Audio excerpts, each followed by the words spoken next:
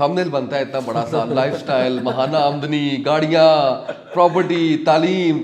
ہم پہلا سوال وہ کرتے ہیں, تو وہاں سے شروع کریں آپ, اور وہاں سے ہمیں بتائیں کہ زندگی کا آغاز اور اس کے بعد پھر یہ سارا جو ہے نا یہ آپ نے ہمیں بتانا ہے. ضرور انشاءاللہ. بتائیں پلیز. سب سے پہلے یہ کہ آپ جو ہے وہ تعلیم کے حوالے سے کہاں تک پڑھا؟ مجھے تو پتہ ہی ہے سب سے مشکل ایف ایس سی جو ہے وہ میں نے سعودی عربیہ سے کی تھی, اور دوران اسکول ہی میں نے حفظ کیا تھا 5th گریڈ کے بعد.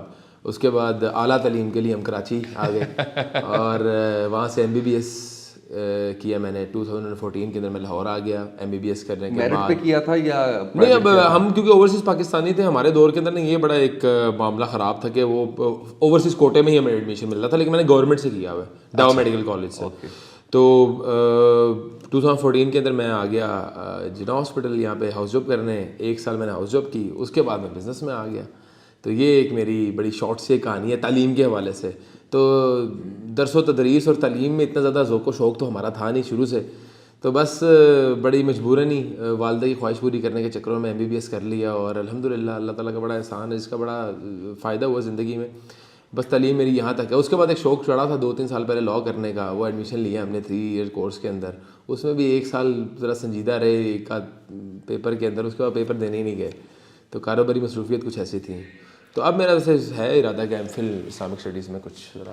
اچھا, یہ جناح ہاسپٹل سے ڈائریکٹ آئے اس میں؟ جناح ہاسپٹل میں جب میں جاب کر رہا تھا تب میرے والد صاحب کہتے تھے کہ یار وہ ہمارا گھر بن رہا ہے ایک نجی ہاؤسنگ اسکیم کے اندر, وہاں پہ جا کے ذرا چیک کر لیا کرو کہ گھر ٹھیک بن رہا ہے. تو بس وہ گھر دیکھنے گئے وہاں پہ, پھر گھر دیکھنے جاتے تھے تو اس کے بعد مارکیٹ میں آتے تھے, تو وہاں سے بس ابتدا ہو گئی. وہاں سے جو ہے وہ بزنس شروع کر وہاں سے بزنس شروع. تو ابھی کتنی پراپرٹی ہے, کتنی ماہانہ آمدنی ہے, کتنی گاڑیاں شاڑیاں ہیں؟ بہت گاڑیاں اللہ تعالیٰ کے فضل و کرم سے ہیں, اور الحمدللہ اللہ تعالیٰ کا بڑا احسان ہے. ویسے حقیقت بات بتاؤں, یہ شاید آپ کے دیکھنے والے ناظرین کو یقین نہ ہے, میں نے زندگی میں کاؤنٹ نہیں کیا کہ میری مہینے کی آمدنی کتنی ہے. اور میں آج بھی جب بھی اگر مجھے پیسوں کی ضرورت ہوتی ہے نا, میری جیب میں 10,000 روپے سے زیادہ پیسے بھی نہیں ہوتے. سیلریز کتنی دیتے ہیں مہینے کی؟ ہماری الحمدللہ تقریباً 7 سے 8 لاکھ روپے ہمارے 7 سے 8 لاکھ سیلری ہے. سیلریز جو ہے وہ جو ہمارا اسٹاف ہے, جو اوبویسلی کچھ اس طرح کے ہمارے پروجیکٹس کی سیلریز ہیں وہ تو نہیں کاؤنٹ, وہ تو بڑی زیادہ ہو جاتی ہیں, لیکن وہ کیونکہ ہمارے وینڈرز ہوتے ہیں. اب آپ کہیں گے میں اپنی نہیں کاؤنٹ کرتا تو میں یہ کیسے کاؤنٹ کروں گے کتنا چلتا ہے؟ میں آپ کو بتاؤں, میں اگر مطلب میں بھی دفتر سے نکلا ہوں نا تو میری جیب میں پیسے نہیں تھے, تو کچھ میرے ساتھ ساتھی ہوتے ہیں, میں ان سے کہتا ہوں یار ذرا پیسے دے دینا مجھے. وہ اب میں نے کارڈ رکھنا شروع کیا, بڑی امبیرسمنٹ ہوتی ہے. مجھے ایسے پیسوں کا شوق نہیں ہے, مجھے پیسہ کمانے کا کام کرنے کا شوق ہے, اور میں میرے یہ مقاصد ہے کہ اللہ تعالیٰ مجھے رزق حلال فراغ عطا کرے. اور الحمدللہ آپ نے بڑے شارٹ ٹائم کے اندر بہت اچھا بزنس کیا ہے. ابھی آپ نے کہا نا مجھے پیسوں کا شوق نہیں ہے, تو میں نے فٹافٹ آپ کی گھڑی پہ دیکھا کہ وہ 1.25 کروڑ والی گھڑی پہنی ہوئی ہے یا نہیں پہنی ہوئی؟ آج چینج ہے. نہیں آج سب سے مشکل یہ ہوتا ہے کہ آپ جانتے ہوں اور پھر سوال کریں. جیسے میں آپ کو جانتا ہوں تو میں یہ سوچتا ہوں کہ سوال جو ہے آپ پھر باؤنسر مار دیں نا کہ میرا ویک زون کون سا ہے. لیکن وہ کہنے کا مقصد یہ ہے کہ اب دیکھیں آمدنی کی اگر بات کریں نا, الحمدللہ ہمارے بڑے زیادہ مطلب کئی کروڑوں میں ہمارے پروجیکٹس ہیں الحمدللہ, اور ایک پروجیکٹ کی کئی بلینس کی کاسٹنگ آتی ہے, لیکن وہ لوگوں کی امانتیں ہیں جو ہم نے امانتیں لوگوں سے لی ہیں اور ان کو ڈیلیور کرنا مقررہ وقت کے اوپر. تو کہنے کا مقصد یہ کہ الحمدللہ میرے اس وقت میگا 3 پروجیکٹس چل رہے ہیں اس وقت بحریہ ٹاؤن لاہور کے اندر, اور جو کہ تقریباً 1 ملین اسکوائر فٹ سے تجاوز کیے ہوئے میرے پروجیکٹس کی جو ایک والیوم ہے. تو الحمدللہ دیکھیں ایز سچ میں بزنس مین ہوں, تو اللہ کا کروڑا فضل اور اللہ تعالیٰ کی کروڑا رحمتیں ہیں.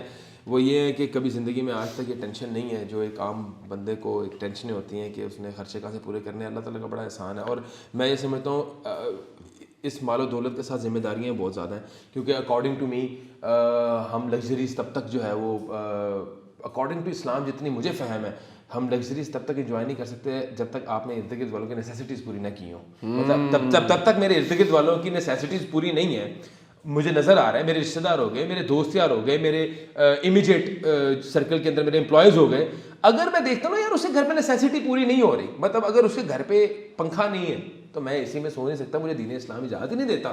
ٹھیک ہے, اگر اس کے پاس بائک نہیں ہے تو میں گاڑی میں کس طرح بیٹھا, اس کی نیسیسٹی تو پوری کرو نا, پھر میں لگژری میں آ سکتا ہوں.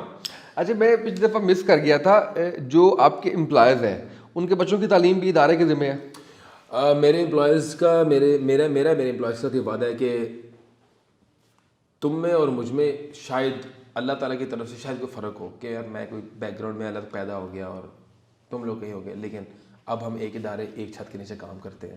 میرے بچوں کی اور تمہارے بچوں کے اسٹیٹس میں کوئی فرق نہیں ہوگا. واہ کیا بات ہے. وہ ان کی اسکولنگ ایجوکیشن ہر چیز جو ہے وہ سیم ہوگی.